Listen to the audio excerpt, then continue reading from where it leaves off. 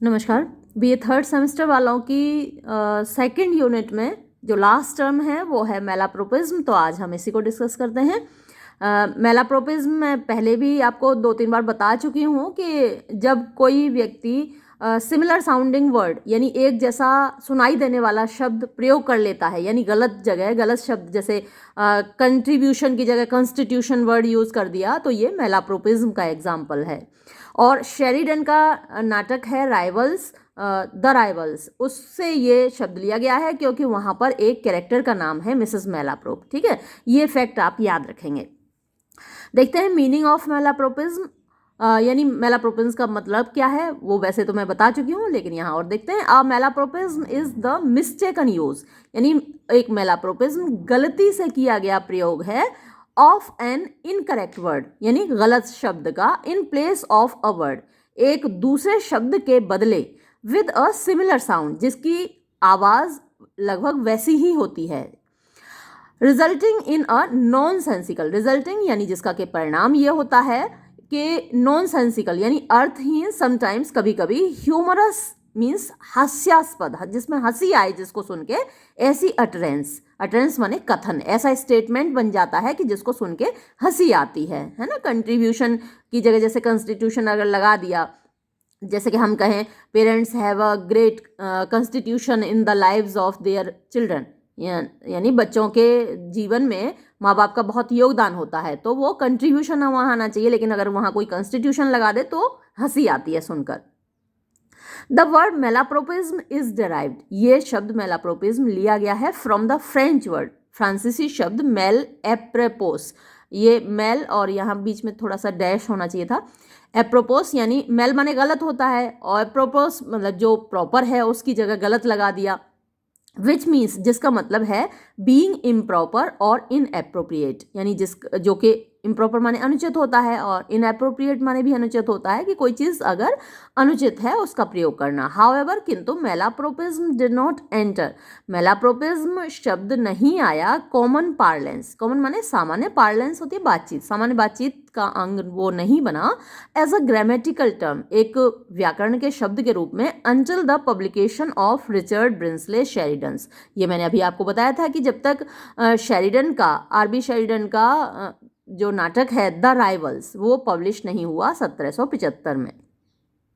The rivals featured a comic character, the rivals जो नाटक है उसमें एक कॉमिक कैरेक्टर था, एक हास्यास्पद पात्र था, जिसके बारे में मैंने अभी आपको बताया, नेम्ड मिसेस मैलाप्रोप, जिनका के नाम था श्रीमती मैलाप्रोप, हु फ्रीक्वेंटली कन्फ्यूज्ड, जो कि फ्रीक्वेंटली माने अक्सर कन्फ्यूज कर देती थी, वर्ड्स दैट साउंड अलाइक, ऐसे शब्दों को जो कि एक जैसी साउंड के होते हैं, एक जैसी आवाज़ जिनकी सुनाई देती है, but had widely different meanings, लेकिन जिनका अर्थ एकदम अलग होता था।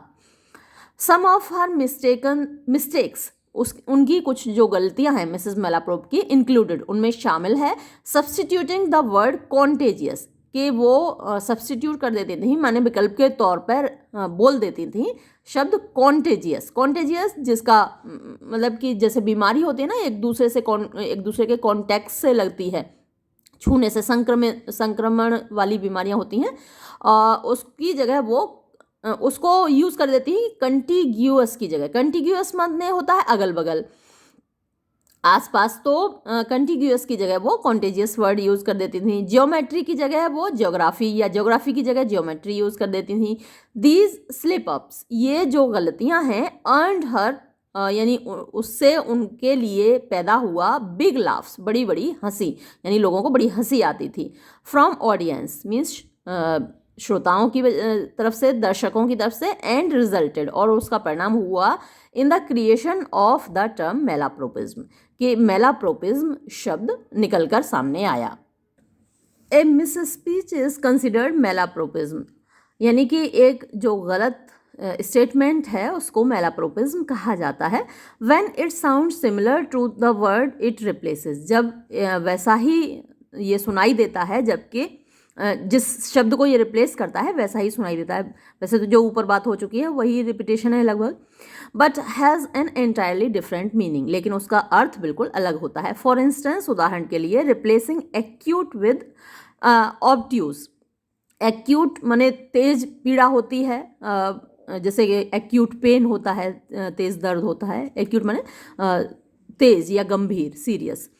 और ऑब्ट्यूज का मतलब डल या स्टूपिड होता है। ऑब्ट्यूज एंगल भी होता है एक मैथमेटिक्स में। तो अगर एक्यूट की जगह ऑब्ट्यूज वर्ड प्रयोग किया जाता है तो इज नॉट अ मेलाप्रोपिज्म, तो ये एक मेलाप्रोपिज्म नहीं है। Because the words have contrasting meanings, क्योंकि इन शब्दों का जो अर्थ है एकदम अलग होता है। But do not sound similar, लेकिन इनकी जो साउंड है वो भी सिमिलर नहीं है।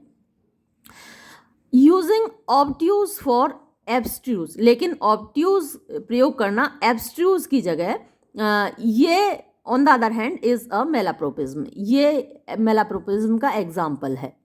यानी कि साउंड सिमिलर होनी चाहिए, है ना। एक्यूट और ऑब्ट्यूज इनकी साउंड सिमिलर नहीं है, लेकिन ऑब्ट्यूज और एब्स्ट्रूज इनकी साउंड सिमिलर है, तो इनको एक दूसरे की जगह प्रयोग करना वो मेलाप्रोपिज्म है।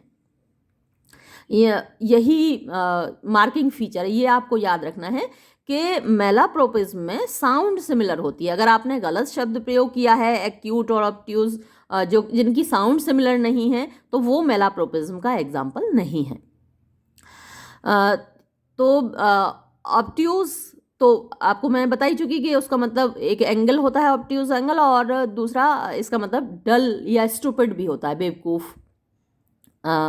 और एब्स्ट्रूज का मतलब होता है डिफ़िकल्ट टू अंडरस्टैंड, यानी जो समझने में कठिन हो। तो इनका एक दूसरे की जगह प्रयोग करना मेलाप्रोपिज्म का एग्जाम्पल है। As there is a difference in meanings, जैसा कि इन दोनों के अर्थ में डिफरेंस है, अंतर है। And both words sound similar, लेकिन ये जो दोनों शब्द हैं उनकी साउंड एक जैसी है। एग्जाम्पल्स ऑफ मेलाप्रोपिज्म, तो एक तो यही हो गया जो ऊपर दिया हुआ है, लेकिन यहाँ कुछ ड्रामाज से एग्जाम्पल्स हैं।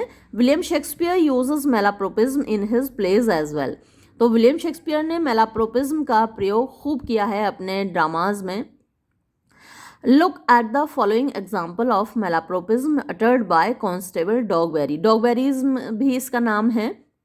malapropism को Dogberryism भी कहा जाता है। ये मैंने मल्टीपल चॉइस क्वेश्चंस जब अपलोड किए थे तो वहाँ एक क्वेश्चन था, अगर आपने वो MCQs वाला वीडियो देखा है ऑब्जेक्टिव क्वेश्चंस का, तो आपको याद होगा कि malapropism को Dogberryism भी कहते हैं। तो ये एक एग्जाम्पल है कांस्टेबल डॉगबेरी का in act 3 scene 5 of much ado about nothing. तो इस ड्रामा में कभी आगे चलकर मैं अपलोड करूँगी, क्योंकि विलियम शेक्सपियर के ड्रामास तो चलते ही रहेंगे, मैं उनको अपलोड करती ही रहूँगी, और बाकी ड्रामास भी करूँगी भाई, टाइम जैसे जैसे मिलता जाएगा मैं क्या करूँ। तो यहाँ एक एग्जाम्पल है, our watch sir have indeed comprehended two auspicious persons। Our watch माने हमारे चौकीदारों ने, है ना, जो वॉचमैन हैं हमारे, उन्होंने श्रीमान जी have indeed comprehended, तो comprehend माने तो समझना होता है। टू दो auspicious माने बड़ा जैसे शगुन वाला, अच्छा, शुभ मतलब होता है इसका। पर्सन्स को पकड़ा है, ऑस्पिशियस का अपोजिट इनऑस्पिशियस होता है। तो दो लोग हमारे यहाँ ऐसे पकड़े हैं जो बड़े शुभ हैं, और पकड़े क्या हैं, या तो कॉम्प्रीहेंड यूज़ कर दिया यानी समझे हैं, जबकि होना चाहिए क्या होना चाहिए, notice the use of comprehend for apprehended. यहाँ पर एप्रीहेंड आना चाहिए, कॉम्प्रीहेंड माने तो समझना होता है, एप्रीहेंड माने पूछताछ करना, पकड़ना। और ऑस्पिशियस की जगह क्या आना चाहिए, सस्पिशियस, है ना, यानी डाउटफुल, जो मतलब ऐसे लोग हैं जिन पर शक किया जा सकता है। तो ऐसे दो लोगों को पकड़ा है, तो ऑस्पिशियस यहाँ पर गलत है, यहाँ सस्पिशियस होना चाहिए, और कॉम्प्रीहेंड की जगह एप्रीहेंड होना चाहिए। तो ये डॉगबेरीज्म और या फिर मेलाप्रोपिज्म का एग्जाम्पल है।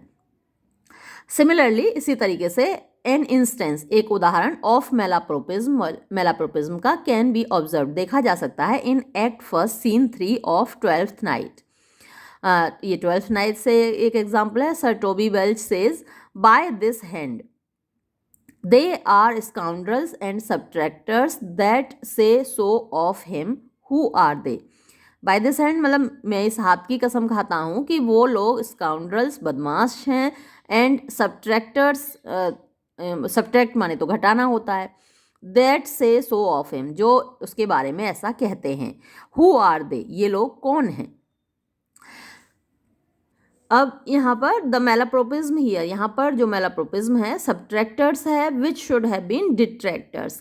डिट्रैक्टर वो लोग होते हैं जो चुगलखोरी करते हैं, दूसरों की बदनामी करते हैं, पीठ पीछे बुराई करते हैं, तो ये वो लोग हैं। सब्ट्रैक्ट माने तो घटाना होता है, और डिट्रैक्ट माने बुराई करना, चुगलखोरी करना, पीठ पीछे बैक बाइटिंग करना। यट अनदर एग्जाम्पल, अब देखिए एक और उदाहरण है। Comes from the same character, उसी पात्र का है, in act first scene fifth of the same play. Olivia, cousin cousin how have you come so early by this lethargy, यानी तुम इतनी आलस में कैसे, इतनी जल्दी कैसे आ गए। लेथार्जी तो आलस से होता है ना। सर टोबी बेल्च, लेचरी आई डिफाई लेचरी, तो उन्होंने लेथार्जी की जगह लेचरी वर्ड यूज़ कर दिया। अब लेचरी का जो सेंस होता है मतलब लूज करेक्टर होना होता है, तो मैं मतलब लेचरी के मैं खिलाफ हूँ, ये वो कहते हैं। Here the use of lechery instead of lethargy is a malapropism, तो ये एक एग्जाम्पल है मेलाप्रोपिज्म का, लेचरी वर्ड यूज़ किया उन्होंने लेथार्जी की जगह।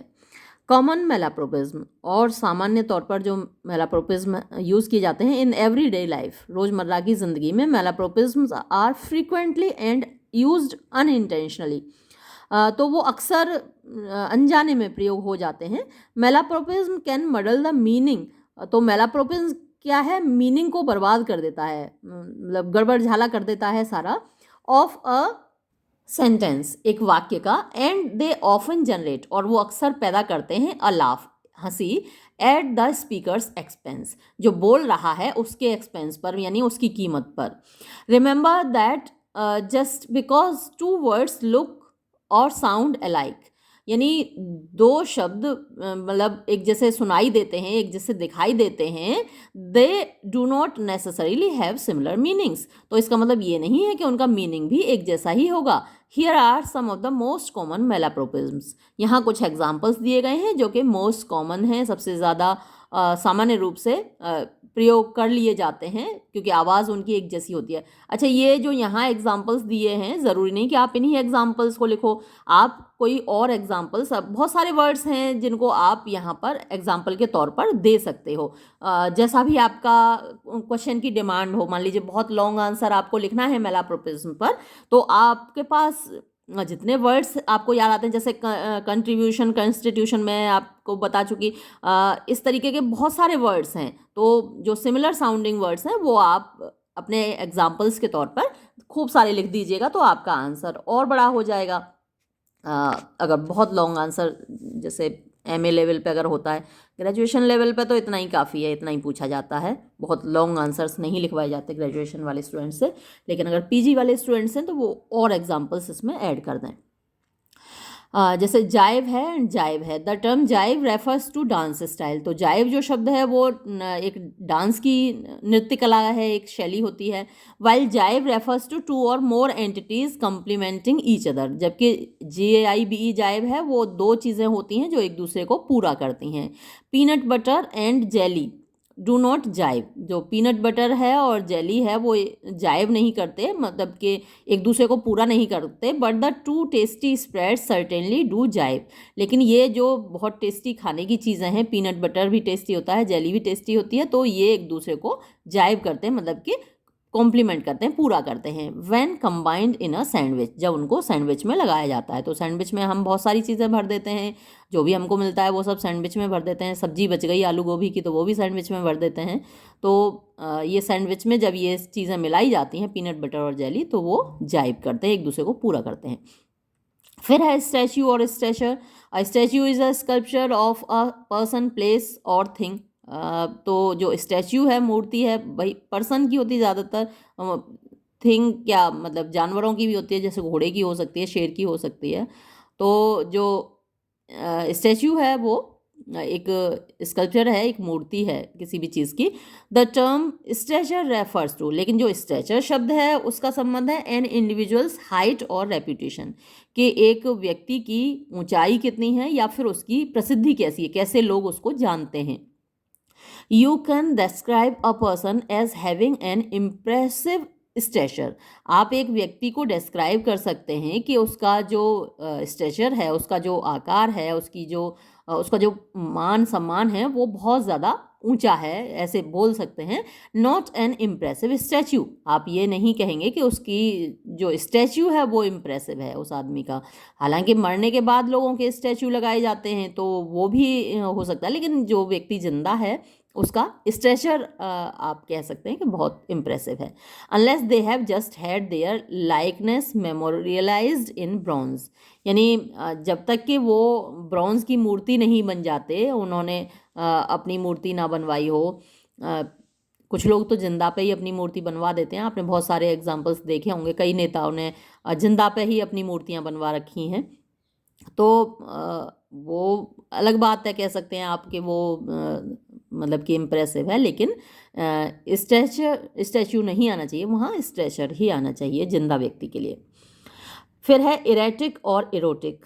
The word erratic describe something that is unpredictable और इरेगुलर। तो इरेटिक का मतलब होता है कि जिसके बारे में आप कह नहीं सकते भैया बड़ा सन की इंसान है, उसके बारे में कुछ कह नहीं सकते, क्या किस करवट वो बदलेगा, क्या मूड होगा उसका, तो वो इरेटिक, मूडी जिसको हम बोलते हैं ना, नॉर्मल भाषा में मूडी बोलते हैं, कभी कुछ, तो वो इरेटिक होता है व्यक्ति। The word erotic refers to something that is suggestive of, मतलब फिजिकल डिज़ायर्स जहाँ दिखाई जाती हैं वो इरोटिक कहा जाता है। बहुत सारे आपने गाने देखे होंगे, बहुत सारी फिल्में देखी होंगी, इरोटिक होती हैं। Calling someone's behaviour erratic has a very different implication. अब देखिए मैंने ही गलती से इम्प्लीकेशन की जगह कॉम्प्लिकेशन बोल दिया, तो ऐसा अक्सर हमारी मुंह से निकल जाता है। क्लास में पढ़ाते वक्त अक्सर ऐसा हो जाता है कि हम ऐसा शब्द बोल देते हैं, बेचारे बच्चे सोचते होंगे मैडम क्या बोल गई, तो अक्सर हमारे मुंह से निकलते रहते हैं। अब जैसे यही मेरे मुंह से जैसे कॉम्प्लिकेशन निकला इम्प्लीकेशन की जगह, ये भी आप एक एग्जाम्पल दे सकते हैं ना अपना, यहाँ जो एग्जाम्पल्स दे रखे हैं उनके अलावा आप इम्प्लीकेशन कॉम्प्लिकेशन ये भी दे सकते हैं, क्योंकि एक जैसे साउंड कर रहे हैं, मेरे मुंह से कॉम्प्लिकेशन निकल गया। तो behaviour erratic has a very different implication का मतलब होता है अर्थ, है ना। कॉम्प्लिकेशन तो मतलब कोई चीज़ जटिल हो जाती है, जैसे बीमार हो जाते हैं तो कॉम्प्लिकेशन डेवलप हो जाते हैं। कभी ऑपरेशन हुआ तो ऑपरेशन के बाद कुछ लोगों को जैसे सेप्टिक हो गया तो वो कॉम्प्लिकेशन कहलाता है। तो इसका अलग मतलब होता है than calling someone's behaviour erotic, तो किसी के व्यवहार को इरोटिक है। हालांकि कुछ लोगों का व्यवहार इरोटिक भी होता है, इस तरीके का भी होता है। आपने देखा होगा बहुत सारे गानों में, अक्सर भोजपुरी गाने जो होते हैं वो इरोटिक होते हैं। इंस्टॉलेशन एंड इंसुलेशन, अब ये दो वर्ड हैं, देखने में एक जैसे लग रहे हैं।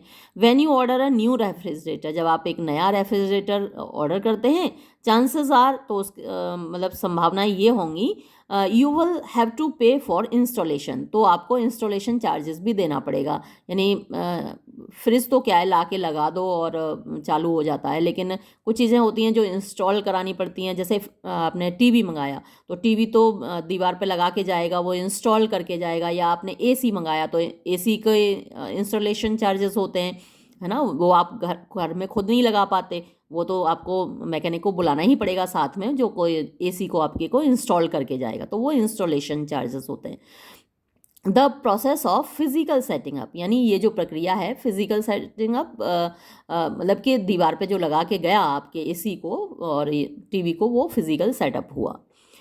हाउएवर, लेकिन if you take your coffee to go, लेकिन अगर आपको जैसे ऑफिस जाना है और साथ में कॉफ़ी ले जानी है अपने साथ, यू विल वांट, तो आप चाहेंगे to keep it in a thermos, एक थर्मस में ले जाना चाहेंगे विद इंसुलेशन, जिसमें कि इंसुलेशन हो। इंसुलेटेड थर्मस होता है, सिंपल बॉटल में आप ले जाएंगे तो आपकी कॉफ़ी ठंडी हो जाएगी, तो आप क्या करते हैं, इंसुलेटेड बॉटल में ले जाते हैं, थर्मस में ले जाते हैं। Which is a special material, तो एक ख़ास पदार्थ होता है दैट रिटेन्स हीट, जो कि गर्मी को बनाए रखता है, आपकी कॉफ़ी ठंडी ना हो। यू वुड नॉट से, तो आप नहीं कहेंगे my thermos has lots of installation, आप ये तो नहीं कहेंगे आपका थर्मस में इंस्टॉलेशन है, बट यू माइट से, लेकिन आप कहेंगे इट हैज़ प्रॉपर इंसुलेशन, कि मेरे थर्मस में प्रॉपर इंसुलेशन है, यानी इसमें ठंडा ठंडा बना रहता है, गरम गरम बना रहता है। इंसुलेशन की मुझे और इंस्टॉलेशन की हिंदी मुझे समझ में नहीं आ रही है, लेकिन ये कॉमन वर्ड्स हैं, आप बोलते ही रहते हैं, तो आपको तो समझ में आ रहा है ना इंसुलेशन और इंस्टॉलेशन। इंसुलेशन यानी जब अंदर जो रखा हुआ पदार्थ है वो ठंडा है तो ठंडा बना रहा है, गर्म है तो गर्म बना रहा है। हम लोगों की जो बॉटल्स आती हैं, आपके पास भी होंगी ऐसी बॉटल्स, तो वो इंसुलेटेड कहलाती हैं। अब ये मोनोटोनस और monogamous. A monotonous job is boring, तो जो मोनोटोनस काम होता है वो बड़ा उबाऊ होता है, बोरिंग होता है। अ मोनोगेमस रिलेशनशिप इज़ वन, और मोनोगेमस यानी जहाँ एक शादी की जाती है। मोनोटोनस माने उबाऊ और मोनोगेमस माने एक ही व्यक्ति से शादी करना, जैसे कुछ लोग एक से ज़्यादा करते हैं शादियाँ, लेकिन मोनोगेमस माने एक ही व्यक्ति से शादी करना। तो a monogamous relationship is one that involves two people only, जहाँ दो ही लोग होते हैं, एक पति एक पत्नी, लेकिन कुछ पतियों की 2 पत्नियाँ, 3 पत्नियाँ, 4 पत्नियाँ भी होती हैं, तो वो पॉलीगैमी कहलाती है। टेलिंग योर स्पाउस, अपनी पत्नी को बताना, you do not want a monogamous life style, कि आपको मोनोगेमस लाइफ स्टाइल पसंद नहीं है। अपनी पत्नी को अगर आपने ये बता दिया कि आपको मोनोगेमस यानी एक शादी वाली लाइफ स्टाइल पसंद नहीं है, when you actually meant monotonous life style, जब आपका मतलब था कि आपको उबाऊ ज़िंदगी पसंद नहीं है, can land you in some serious trouble, तो आपकी मुसीबत आ जाएगी, है ना। अलेक्सा को पूछो, अलेक्सा मेरी पत्नी का नाम क्या है, आप कभी पूछना, तो वो कहेगी मुझे लगता है कि आप सिर्फ मुझसे ऐसे ही सवाल कर रहे हैं, मजाक कर रहे हैं, अगर आपको वाकई नहीं अपनी पत्नी का नाम पता है तो फिर आपके ऊपर मुसीबत आने वाली है। या फिर आप ये पूछो अलेक्सा मेरी पत्नी का बर्थडे कब होता है, तो भी अलेक्सा यही जवाब देती है, अगर आपको नहीं पता है तो आपकी मुसीबत आने वाली है। तो ऐसे ही अगर आपने अपनी पत्नी से कह दिया कि मुझे मोनोगेमस लाइफ स्टाइल पसंद नहीं है, तो आप मुसीबत में फंसने वाले हैं। फंक्शन ऑफ मेलाप्रोपिज्म, और मेलाप्रोपिज्म का फंक्शन क्या है, काम क्या है। Although it is considered an error, हालांकि इसको एक गलती माना जाता है इन स्पीच, बोलने में। मेलाप्रोपिज्म is a great source of humour, मेलाप्रोपिज्म एक बड़ा स्रोत है हंसी का, in both everyday life and literature, रोज़मर्रा की ज़िंदगी में भी और साहित्य में भी। इन डेली लाइफ, रोज़मर्रा की ज़िंदगी में मेलाप्रोपिज्म आर ऑफन अनइंटेंशनल, ये जो मेलाप्रोपिज्म है अनजाने में हो जाता है, जैसे अभी मेरे मुंह से निकला ना मतलब इम्प्लीकेशन की जगह कॉम्प्लिकेशन निकला, तो मेरा कोई इरादा नहीं था बोलने का, लेकिन अनइंटेंशनली वो निकल गया अनजाने में।